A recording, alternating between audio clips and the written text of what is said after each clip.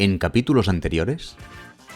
Pero yo no entiendo, yo quisiera ser como vos. Esto no sé si tengo que responderlo yo, ¿eh? No tiene criterio. Bueno, yo creo que me cortaría las venas en el baño, ¿eh? Una ballena asesina. Era muy pintoresca, tenía cosas muy curiosas. Y debajo del agua también. Llegué a mi casa y vomité y todo. Y esto es así. Yo tengo una queja de eso. ¿Qué juego quieres hacer? Debe hacer milagros también, pero... ¿Dónde quieres llegar? Sí, señor. Pero yo siento que los magos no nos hemos puesto... Hostia puta. Negocio multimillonario. Claro, a mí no me importaba nada. Yo no soy maga. Qué bueno es ese tío.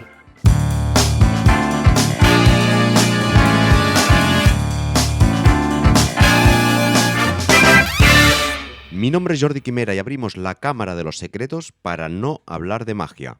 Bienvenidas y bienvenidos al capítulo 8. Hoy tenemos con nosotros a Jon Zabal. Jon, bienvenido, ¿cómo estás? Hola, ¿qué tal? Encantado de poder hablar un poquito contigo. Es que no sé bien cómo presentarte, como mago o como mentalista.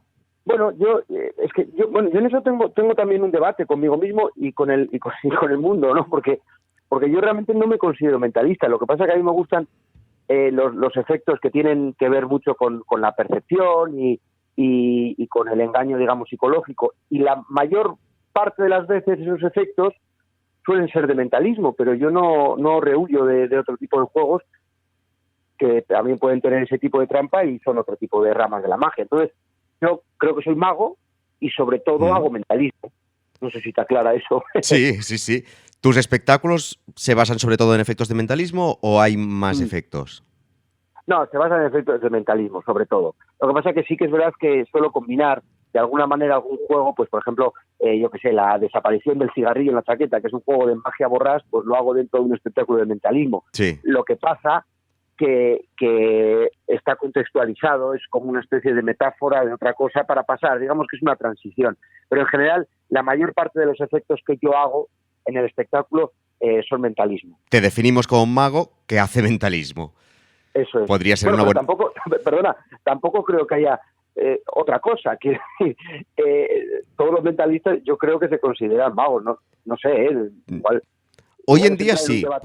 Hoy en día sí. Posiblemente si tiráramos algunos años atrás habría más debate que hoy.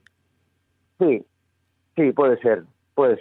¿Y cómo tú llegas a hacer este tipo de efectos de forma natural? ¿Es lo que te llama desde el primer momento o hay un proceso que acabas haciendo este tipo de efectos que te gustan ahora? Bueno, es que yo creo que es un proceso natural que me ha llevado ahí, ¿no? Yo soy mago desde yo no me recuerdo sin ser mago, es decir, yo siempre he sido mago. Yo en mi vida siempre he sido mago, no recuerdo el momento en el que empecé ni nada, yo me recuerdo así. Entonces yo hacía cartomagia, yo hacía magia de escena, pues hacía la cuerda rota, hacía los efectos que digamos hacen muchos magos, los efectos más comunes, pero llegó un momento de crisis vital mágica en el que dije, joder, yo no puedo hacer lo que hace todo el mundo, no me gusta. Entonces, pues empecé a buscar y llegué a esto, pues viendo, pues coincidió que llegaron a mí unos cuantos libros especializados de ese tema, coincidió también con la explosión de Derren Brown, en lo que aquí se veía por YouTube, coincidieron como varias cosas, que conocí también a algunos magos que hacían este tipo de magia, y al final pues me voy decantando por eso, pero por esa razón. ¿En qué momento tienes esta crisis que comentabas? Pues el primer espectáculo que yo estreno de este tipo de cosas, que se llamaba Pensamientos Encontrados, es del 2000, no recuerdo ahora, 2011 o así. Ya llevo unos años trabajando en este tipo de juegos, pero no había montado este tipo de efecto, vamos. No había montado un espectáculo basado de mentalismo, solo basado en esto.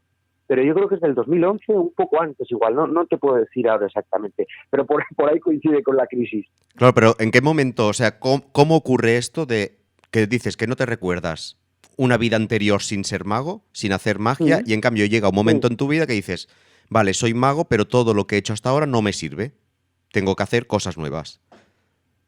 Bueno, es que la época, supongo que será por ahí. Yo recuerdo un pensamiento que a mí me llamó la atención, que tuve yo, quiero decir, no que leí, que tuve yo, que me alteró un poco y que me motivó a esto, ¿no? Y es que en muchos eventos contrataban magos. Sí.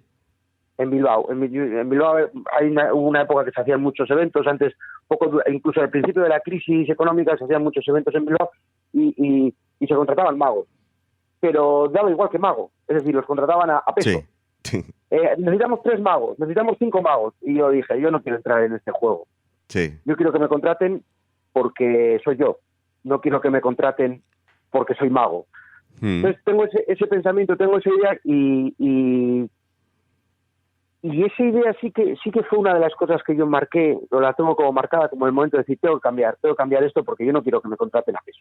Yo tengo una personalidad y yo quiero que me contraten porque soy yo. Entonces ahí sí que es verdad que hay un momento en el que dices, bueno, vas a tener menos actuaciones, eso es cierto, pero vas a ganar otro tipo de cosas, las actuaciones las puedes cobrar, por ejemplo, más caras, Sí.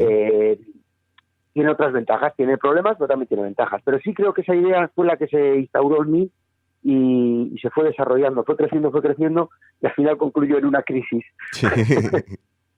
Una crisis que, como siempre, como ave fénix, resulta un resurgimiento. Y de esa crisis salen 3 libros. Sí. Aparte de tu espectáculo, aparte de tu forma de entender la magia de una forma distinta a la habitual, pero salen 3 libros. Te voy a explicar una intimidad. Mira, tengo a mi compañera aquí al lado y ahora seguramente se le pondrán los pelos de punta porque no soporta que la nombre por el micro, pero va a pasar. Yo compré tu primer libro, sería sobre el 2011, Palabra de Mago, y en aquel momento estaba haciendo un máster de magia con Magic Trébol en Barcelona. Ah, sí. Y no sé cómo fue que me comentaron, vendrá John Zabal a hacer una conferencia. Sí, aquella vez no pude ir, fui a otra tuya al cabo de un par de años, hace un par de años, justo antes de Metáforas, hiciste una masterclass allí que estuve. Pues aquella vez no pude estar en Palabra de Mago, pero mi compañera en aquel momento también trabajaba con Trébol y te tiró el sonido y las luces de aquella función.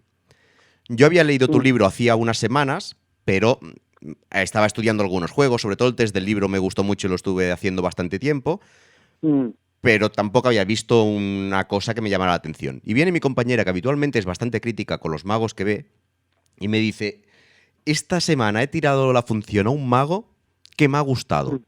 Y digo, hostia, ¿quién era? Y dice, no me acuerdo el nombre, pero era una especie de Austin Powers haciendo mentalismo. Sí, me pilló cuando tenía pelo. Entonces... Sí. y entonces pregunté a Esther, dije, ¿qué mago habéis tenido esta semana que no he podido venir? Y me dijo, John Zabal, que ya te lo dije.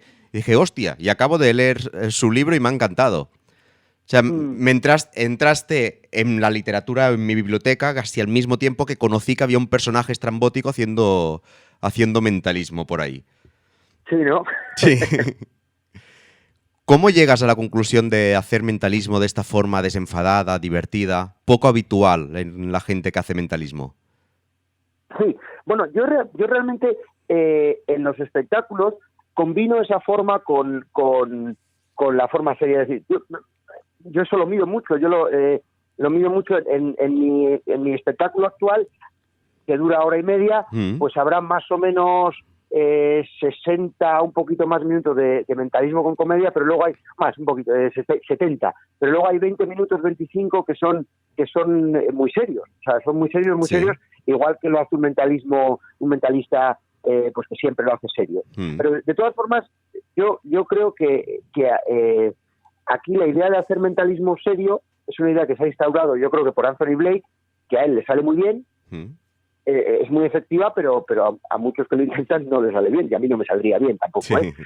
Entonces creo que ha sido esta cosa que tienen los grandes magos cuando se hacen famosos, como Tamariz o Anthony Blake, que crean una escuela buena, pero también limitan, sin ellos quererlo, claro, sin ellos pero se convierten en un referente de cómo hacer las cosas. Claro, se convierten en un referente de cómo hacer y coartan ciertas libertades creativas de otras, no coartar, sino que otras personas no contemplan otros caminos, ¿no? Sí. Pero sin embargo, en Estados Unidos, en Inglaterra, tú ves mentalistas y son cómicos. También es cierto que no van por el mentalismo más fuerte y más potente, pero hacen mentalismo cómico y funcionan. Y ya, yo lo veo esto como los superhéroes. Sí. Los superhéroes que pues no sé, la Patrulla X, que ahora lo llaman X-Men. Sí. La Patrulla X de toda la vida. Pues hay superhéroes que unos son serios y están muy en su papel de serios, y otros, oye, pues tienen poderes y lo aprovechan y lo disfrutan y tal, y se ríen de ello, ¿no? Pues yo creo que se podría actuar así, ¿no? Es decir, como los mentalistas, pues yo soy un mentalista que yo tiendo más a la comedia, pues yo como tengo ciertas capacidades, pues las utilizo desde un punto de vista cómico. Si otro es serio, pues las utiliza. Entonces, creo que no choca tanto con un mentalista cómico como a priori puede parecer. Uno de los grandes debates en el mentalismo es si se puede mezclar con otros tipos de magia. Me acuerdo leyendo bastantes artículos de Marco, incluso el libro de Hahnemann que escribió Marco, que hay un debate largo sobre esto. Por ejemplo, Hahnemann o Dunninger hacían una rutina de cuerda en medio del espectáculo de mentalismo. Pero luego ha habido grandes debates de se puede mezclar o no. ¿Por qué crees que hay este debate de si se puede mezclar o no o el estilo de magia más visual con el mentalismo? Hombre, yo tengo una experiencia que va a favor de no mezclarlo. En mi caso, cuando haces un espectáculo entero, hombre, pues puedes mezclar, pero porque los espectáculos enteros están medidos. Yo hago esto por esto, hago esto por esto. Pero yo cuando actúo en galas con otros magos, entonces claro, yo soy el único mentalista, porque no se suelen meter a dos mentalistas en una. Y yo antes hacía, cuando actuaba en esas galas, un preguntas y respuestas, que era un mentalismo intenso, de adivinar cosas al público, tal. Era fuerte, ¿no? Sí. Y sí que es verdad que no se producía el mismo efecto que cuando yo lo hago en mi espectáculo. Yo creo que es porque están en un contexto de magia, digamos, con truco, sí, y de repente se presenta otro tipo de efectos que se aleja mucho de eso, ¿no? Entonces es como un poquito descontextualizado. Ahora cuando hago galas de magos hago un mentalismo más no tan intenso, ¿no? Entonces yo sí tengo esa experiencia que digo, si es que esto no entra perfectamente, porque ven que cortan a una persona, ven que el otro se escapa de no sé qué, ven que el otro hace desaparecer, de repente sale un tío que les lee la mente. Sí. Claro, eso sí queda un poquito descontextualizado. Es mi opinión, que igual luego has preguntado y ha funcionado igual que siempre, o igual siempre he tenido mal día, siempre con magos, no lo sé. Pero sí que es verdad que yo tengo esa experiencia. Ahora, en mi espectáculo, ya te digo, yo junto juegos, vamos, y no pasa nada siempre que yo creo que estén medidos y que este esté ahí por algo y el otro esté ahí por algo. Sí. A ver, siempre hay el peligro de la ficción, de cuando nos separamos de la realidad y vamos hacia la ficción, en el escenario, sobre todo los que hacemos magia de escena, en la ficción cabe todo. Entonces el impacto a veces no es tan fuerte, porque la magia a veces se convierte en un efecto especial. Y es una cuerda muy fina. Sí, efectivamente. Vamos un momento a tu inicio y ahora empezamos a la época de escritor de libros o a la faceta de libros. A tu inicio dices que no conoces un John Zabal antes de ser mago. ¿Cómo te viene a ti la magia para tan jovencito empezar a hacer magia? Es que si te digo la verdad no recuerdo. Yo recuerdo que a mí los fascículos de Tamarín me llegaron ya queriendo ser mago, pero sin saber. Sí. Los fascículos de Tamarín, ahí es donde yo sabía hacer varias cosas, pero pero claro, ahí es donde encuentro el camino, ¿no? Pero hasta esa época yo siempre estaba juguetando con la baraja, intentando descifrar los juegos de los magos.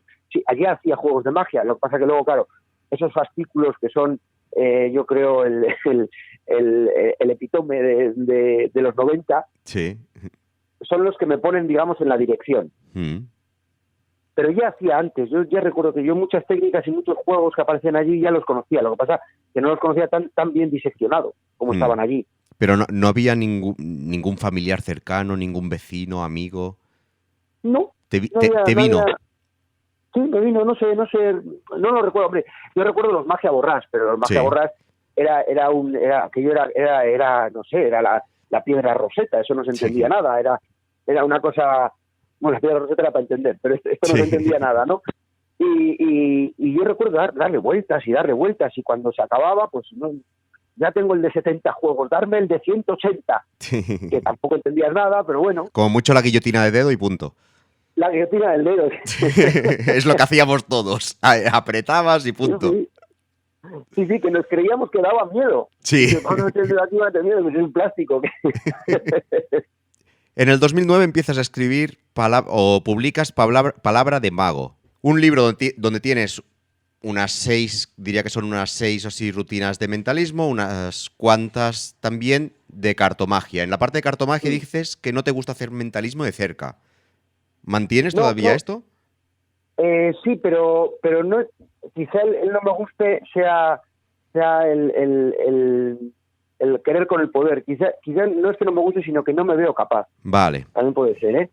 Ahora, porque ahora ya he desarrollado, ya tengo así como cosas y tal, y bueno, ahora mismo no me hace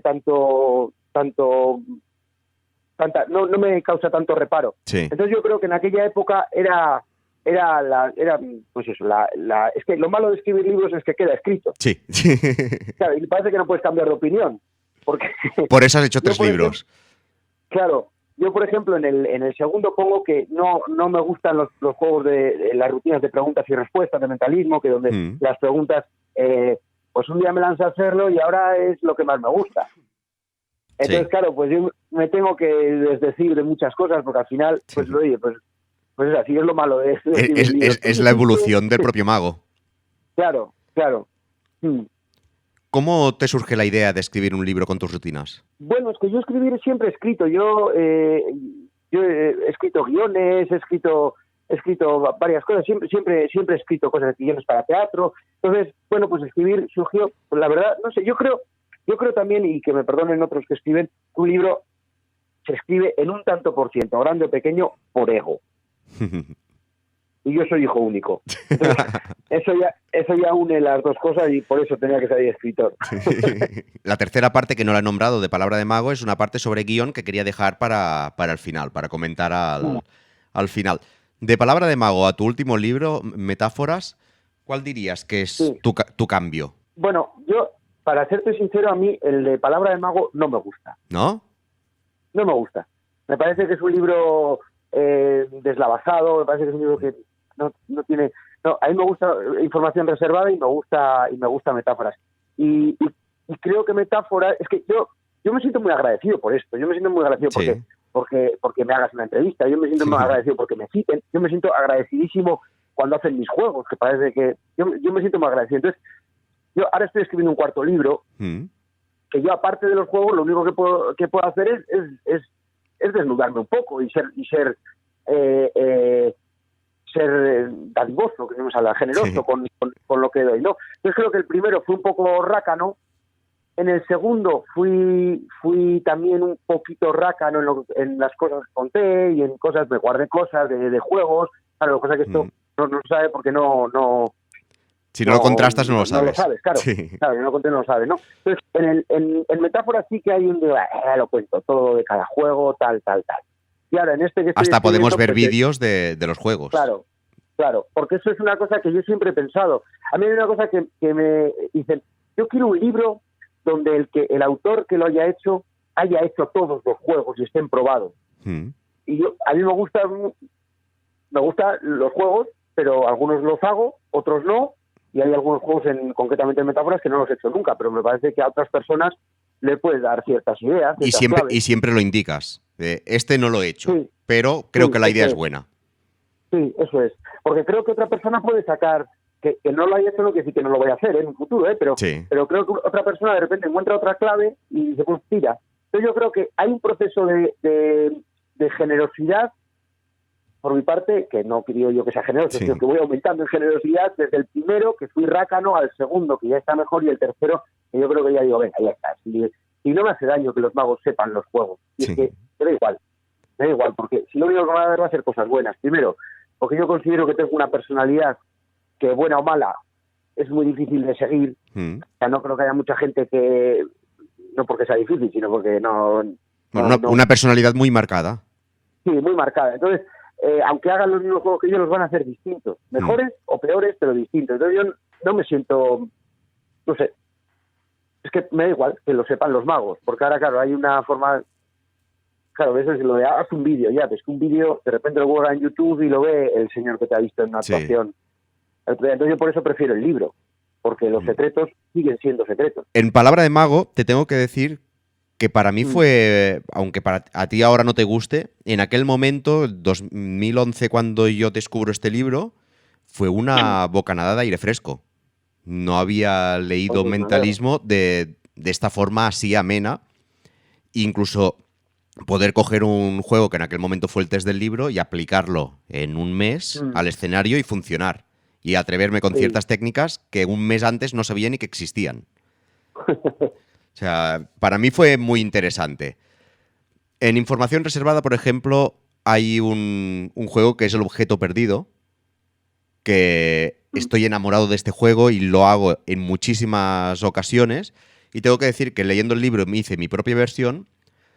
Y cuando fui a ver tu conferencia, allí con Trébol, empezaste la conferencia justamente con este juego. Sí, es que se lo hacía mucho antes. Sí, pues desmonté mi versión. Dije, no, es que ya evolucionaré, pero no puedo mejorar. Había eliminado el sobre, había eliminado varias cosas, pero al verte a ti en acción, que es lo que comentábamos de verlo en texto a verlo en vivo. Ya. Al verte en acción dije, no, es que lo que he hecho es empeorar el juego, quitarle matices. Y el cuarto libro, ¿qué sorpresas nos deparará? Pues yo creo que yo creo que va a deparar sorpresas. ¿Sí? Sinceramente, yo creo que va, sí, porque de hacer una cosa la mejor que la que has hecho antes. Entonces yo por eso estoy muy tan lento, porque creo que hay material suficiente para todavía no está, todavía está a medio escribir, pero está ya muy avanzado, y yo creo que hay material suficiente como para sorprender al público y al lector. Sí. Al público que vea los juegos y al lector que los lea. En tus libros o en tus juegos hay distintos nombres que se repiten bastante. Así a simple vista recuerdo 3. Marco, Max Maven y David Hoy. Sí, me gustan mucho. También es cierto que a Marco, es que el Puerco Sabio también, yo creo que junto con los Fascículos de Tamariz, el Puerco Sabio, que es posterior y ya había que estar metido en el mundo de la magia, pero es también del 90 y algo, cuando yo llego, porque creo que hay otra del 80. Es del 80, el primero es del 89, empieza el 89. Pues entonces yo pillé la primera colección de Puerco Sabio. De repente también es como una cosa que dices, joder, qué cosa de información hay aquí, qué locura, ¿no? Y también fue como un shock para mí, un shock bueno. Sí. Y después Max Maven a mí me gusta mucho su forma de pensar, su forma de desarrollar juegos, su forma de todo, o sea, me gusta verle. No sé, es como un humorista, que hay diferencia entre el humorista que necesita hacer un gag para hacer reír y el humorista que solo hablando hace reír. O sea, esa diferencia, pues yo creo que Max Maven es el humorista que solo estando hace reír, es decir, el mago que solo estando ya es magia. Sí. Solo estando. Ya puede hacerte el dedo pulgar que se estira, o sea, lo que sea, que es magia lo que hace, ¿no? Y luego David Hoy es un tipo que yo no lo he visto nunca, y yo creo que David Hoy es para mí un mito. Y digo mito no en el sentido bueno ni malo, sino en el sentido de que yo no lo conozco y lo he mitificado. Es decir, yo tengo una imagen de David Hoy. Porque David Hoy, en realidad, que yo sepa, tiene un libro muy pequeñito, que ahora no recuerdo cómo se llama, pero muy pequeñito, vamos, son unas cuantas hojas. Pero claro, ahí te explica el juego ese de la baraja que se llama baraja Coran, ese del que tiras y te piensan varias cartas que luego nombras y da lo mismo la que hayan elegido porque todos se sientan. Bueno, pues esto lo explica el juego. Explica su test del libro en ese libro. Explica otro juego que se hacía antes con cartas Tener que se ponen en una tabla y coincide el orden con la que pone el espectador. O sea, 3 jueguitos que se han hecho muchísimo, que se siguen haciendo, están en 20 páginas. 21, no sé recuerdo ahora, pero y eso me parece alucinante. Alucinante eso. Aparte de estos 3 magos, ¿qué referentes tienes más en el mundo de la magia? Bueno, a mí me gusta mucho Cassidy. También es un tipo que yo, bueno, he visto lo que hay en YouTube y algunas cosas y tal, pero bueno, que yo antes lo tenía también igual de mitificado que David Hoy, porque tiene varios libros, luego tiene 2 recopilatorios que están muy bien. Casi, por ejemplo, me encantan los libros de Barry Richardson, los de Theatre of Mind, Act 2 y Final Countdown, no recuerdo el tercero. Pero esos son libros que también me encanta. De hecho, mi forma de escribir, de estructurar los libros es prácticamente esa, ¿no? Sí. Otros, pues, a nivel de actuación, pues, hombre, Derren Brown me parece que está, yo creo que años luz de cualquiera, ¿no? También que tiene otros medios y también tiene otros equipos y todo. Y básicamente, no sé, yo creo que por ahí estarían todos. ¿Y fuera en esa horquilla? ¿Y fuera del mundo de la magia? ¿Perdona? ¿Y fuera del mundo de la magia? Fuera del mundo de la magia hay un montón, pues desde... Pero uno que está fuera y dentro es David Mamet, que es el director de teatro, el director de teatro que ha escrito muchas obras. De hecho, creo que debe ser el director de teatro vivo más representado, que es director de cine también, hizo, ahora me sale la película mala, el nombre, Spartan, no creo que nada, pero ha hecho muchas más, ¿no? Casa de Juegos, varias, ¿no? Y este tipo, si os fijáis en las películas, siempre aparece Ricky Jay. Ahora ya no, claro, ahora ya no. Y porque era muy amigo de Ricky Jay. De hecho, la primera película de Mamet, la de Casa de Juegos, Ricky Jay es uno de los protagonistas, porque eran muy amigos. Y ese vídeo que está en YouTube, que es el espectáculo de Ricky Jay, que era Ricky Jay y sus 52 ayudantes, eso está dirigido por David Mamet. O sea, que no lo dirigió un cualquiera. Y el último espectáculo de Ricky Jay, que si no está en YouTube ni nada, también lo dirigió David Mamet. Y a mí es un tipo que me gusta mucho. A nivel de escena, pues por ejemplo, creo que se me nota mucho cuando actúa Family Cansado, me gusta mucho. Sí, tengo muchos referentes, muchos referentes de muchos sitios. Una de tus reflexiones, no me acuerdo ahora en qué libro estaba, diría que era Información reservada hacia el final, que me ha hecho pensar mucho, es que muchas veces, por el hecho de compartir escenario, nos da la sensación que un espectáculo de magia se debe parecer mucho a una obra de teatro, y a veces se parece más a un concierto que a una obra de teatro. Y es interesante, incluso terminas el libro de, pues voy a hacer lo mismo con este libro y voy a ver un bonus track. Hay una parte, mucha parte en la que estoy de acuerdo, y hay otra parte que me deja mal gusto de boca. Una parte que estoy de acuerdo es verdad que a nivel de estructura se parece más a un concierto que a una obra de teatro, pero hay la otra parte de decir, vale, pero el teatro tiene su forma, el concierto de música tiene su forma, ¿por qué en la magia debemos coger la forma de otro arte y no tenemos una estructura propia, una forma de hacerla propia? Joder, pues mira, ahí me pillas. Sí, o sea, es que tampoco tengo respuesta, ¿eh? Es a donde llegué con la reflexión. Muy buena reflexión. Se me planteó esta pregunta, es decir, qué pena. Sí, es cierto. Hombre, es cierto que a la magia le falta mucho por avanzar, a nivel escénico, y mucho. Pero, joder, muy buena idea. Bueno, más que idea, buena reflexión. Sí. Yo digo, es que le he intentado dar respuesta muchísimas veces y no hay manera. Y continúo trabajando en esto, pero siempre depende hacia dónde voy, se parece a una obra de teatro, y depende hacia dónde voy, se parece a un concierto. Pero no encuentro la fórmula de que la magia parezca magia. Es una cosa curiosa. Sí, porque realmente, mira, ahora que yo siempre pienso en el mejor ilusionista de la historia, el que más sabía de marketing, que no era Houdini, era Jesucristo. Sí. Y realmente Jesucristo, si en caso de que existiera y que fuese todo algo, hizo 4 juegos en la vida. Sí, porque o era el mejor mago o tuvo los mejores biógrafos. Sí, exactamente.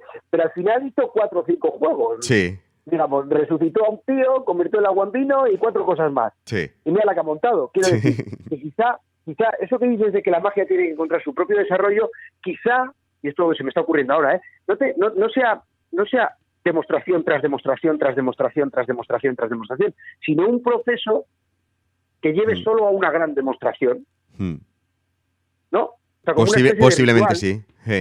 Podría ir por ahí. A esto, posiblemente, quien se la haya aproximado más es David Copperfield, en sus especiales de televisión. Hacer un proceso en el que al final acababa haciendo desaparecer la Estatua de la Libertad o acababa haciendo no sé qué. Un poco empiezado, no... O me acuerdo incluso Trébol en Gijón, creo que hicieron el tema de tirar un coche sobre una caja. Un coche encima. Sí, y allí lo que montaron es todo un espectáculo de qué podía pasar si salía mal, si salía bien, pataín patapam, y al final acababan haciendo la demostración. Claro, quizá eso sea, porque igual, ahora que lo pienso, quizá la magia no le vaya bien un formato de hora y media de espectáculo, quizá la magia le vaya un formato de media hora. Y no sé, y quizá sea toda una explicación para llegar a me escapo como Mike Trébol del coche. Sí. Ya está. Quizá eso sea lo más... No sé, claro, esas son reflexiones. También luego hay que adaptarse al mercado, entonces... Bueno, hablando con algunos magos, diría que con Selvin hace muchos años me comentaba, la magia perdió fuerza cuando nos obligaron a pasar de números de 10, 20 minutos a espectáculos enteros. Que los magos cuando tenían fuerza es cuando tenían estos números casi de cabaret de 10, 20 minutos. Sí, realmente ahí hay una historia muy bonita. En el libro de Mike Caven y ese gordo, que son 2 libros, cuesta un montón de dinero, 300 o 400 euros. Ahí habla un poco de ese cambio y él yo no sé hasta qué punto eso será su opinión o será la realidad, ¿no? Pero comenta que cuando se pasó a los cabarets, los magos ganaron a todos, a los cantantes, a todos, porque se dieron cuenta de que el cabaret no había que trasladar el número que hacías al cabaret, sino preparar un número de cabaret en condiciones de cabaret. Sí. Y eso les hizo crecer mucho, ¿no? Pues entonces aquí una trampilla, no sé qué, porque era un número de cabaret, un número traído. Y después debió ser que allí en el Music Hall y todas estas cosas entraron judíos, no sé si eran judíos al mundo del espectáculo, y entonces estos obligaban mucho a hacer lo que ellos querían, ¿no? Y por eso los grandes magos que salieron de gira salieron precisamente por eso, escapando del cabaret, porque querían hacer lo que ellos querían, sin ningún tipo de limitación. Sí, o sea que él también dice que quizá el cabaret pues haya hecho, a pesar de que fue un éxito al principio, haya hecho un poco mal a los magos, en el hecho de que te dicen, no, tú eres muy buen mago, pero tú vas a hacer los aros chinos, tú vas a hacer no sé qué, tú vas a hacer, y cuidado con lo que dices, ¿no? Sí. Pues igual, mira, son dos ideas que coinciden. Y vamos a la última etapa que quería comentar, tu faceta de guionista. ¿Cuál es la importancia del guión en el número de magia? Bueno, es que el guión yo estudié cine, entonces claro, había un año entero, era un año estudiando guión, ¿no? Allí en Madrid. Sí. Entonces, pues claro, yo le doy muchísima importancia, sobre todo cuando encima parte del guión es parte de la trampa. ¿Sabes? Muchas de las cosas que digo son trampa, no son porque son mensajes ambiguos o son lo que sea, ¿no? Sí. Entonces, para mí es importantísimo el guión, pero también necesito que en un número musical también tiene que haber guión. Creo que ha pasado muy desapercibido dentro de Palabra de Mago tu explicación sobre el guión. Cuando hablamos de libros que nos enseñan a guión, o vamos al guión de McKee, creo que es, o a libros propiamente de magia que escriben sobre el guión. Y creo que hay una parte... Bueno, la parte que hablas del guión en tu libro es bastante interesante porque se nota mucho tu influencia en el cine. ¿Qué crees que te ha aportado el cine para hacer mejor la magia? Bueno, el cine... Es que el cine me ha aportado mucho más de lo que es el cine en sí, porque yo conozco a gente de cine, gente de cine no quiere decir a gente genial, sino gente del mundo del cine. Sí. Entonces me ha aportado mucho a nivel creativo. Yo cuando vivía en Madrid vivía todo con directores de cine, con realizadores, con guionistas. Entonces, claro, mi forma de pensar está muy mediatizada por el cine. De hecho, hay un número que yo hago, bueno, que yo hacía en el anterior espectáculo, que aparecerá escrito en este libro, que yo me di cuenta y digo, oye, pues esto yo lo había hecho, que es una elección de unas letras, que un espectador elige una letra y otro espectador, viendo las letras, no sin verlas, elige una y es la que ha elegido el otro espectador, ¿no? Y dije, joder, pues esto es la película de La Furia, de Brian De Palma. Y efectivamente luego fui a ver La Furia y dije, joder, pues sí, y hay un momento donde a unas chicas que tienen poderes les ponen, creo que son las letras Tener, de la misma manera que yo lo ponía. Entonces, ¿hubiese llegado a eso sin ver La Furia de Brian De Palma? Pues igual no hubiese llegado a crear ese juego. Posiblemente entró en tu inconsciente y ya estaba allí. Claro, efectivamente, y luego yo hago una sesión de espiritismo ahora en el espectáculo donde un espectador es poseído por un espíritu, ¿no? Y yo, me pasó algo similar, lo que pasa es que lo pillé antes, me di cuenta antes, ¿no? Y cuando estaba haciendo dije, joder, esto lo estoy haciendo, poner una sábana aquí, tal, el otro... Y esto es, no me sale la película ahora, el expediente Warren. Y efectivamente, había una secuencia que no es lo mismo porque la película, pero es de donde yo, de alguna manera, podríamos considerar el germen del número de espiritismo que hago. Sí. Entonces, y yo supongo que como esas, habrá un montón de cosas. Lo que pasa es que de manera inconsciente pues lo vas pasando y se te queda. Pero y aparte el cine pues me ha aportado en sobre todo saber guión. Bueno, es que para mí el guión es muy importante, insisto. Y eso lo aprendí yo claro, al estudiar cine, estudié guión cinematográfico. Entonces posiblemente si ahora hablas posiblemente no, seguro, si tú ves espectáculos de teatro, pues ahora mismo ya no van tanto por ahí, por contar una historia con principio, final. Entonces si hubiese estudiado más el guión teatral, pues quizá mi imagen hubiese sido distinta, hubiese sido más emocional y menos intelectual, digamos, en el sentido de hablar. Entonces, claro, no te puedo decir qué, pero estoy seguro de que mucho. Sí. ¿Cómo haces el proceso para llegar al guión? ¿Tienes el juego, escribes el guión o escribes un guión y lo dejas evolucionar? Bueno, es que hay una cosa que a mí me gusta mucho en el no sé el libro ahora, el de Moliné, el libro de Esto es magia, ¿no? Esto es magia. Que habla de dos formas de crear juegos que a mí me gusta. Una es tener la idea del efecto y buscarte de la vida, sí, ¿no? Y otra es encontrar alguna técnica, algún método que de repente te da pie a algo, ¿no? Y yo creo que sí, que son esos dos. Es decir, o tienes una cosa que te sirve para algo y de repente dices, pues esto sirve para tal, o te empeñas en crear un efecto. A mí, en general, los mejores juegos que he inventado surgen de ir de la nada. Es decir, yo quiero esto. Y como quiero esto, me voy a romper la cabeza para conseguirlo. Es similar a lo que dice Dani de Ortiz de la técnica del embudo. Veo la última gota y a partir de aquí voy echando los ingredientes para llegar a esta última gota. Pues eso, sí, efectivamente. Efectivamente, eso es, exactamente. Una metáfora perfecta de eso. Pues John, ha sido un placer conversar contigo este rato. Muchísimas gracias por poderme atender. Y espero con ansias este cuarto libro y pronto poder repetir otra conversación y hablar contigo de muchos más temas relacionados con magia. Muchísimas gracias por todo. Pues muchas gracias a ti. Venga, que vaya muy bien, John.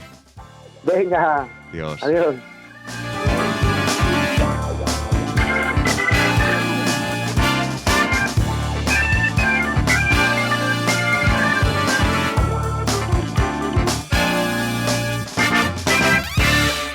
Uy, ¿cómo lo ha hecho?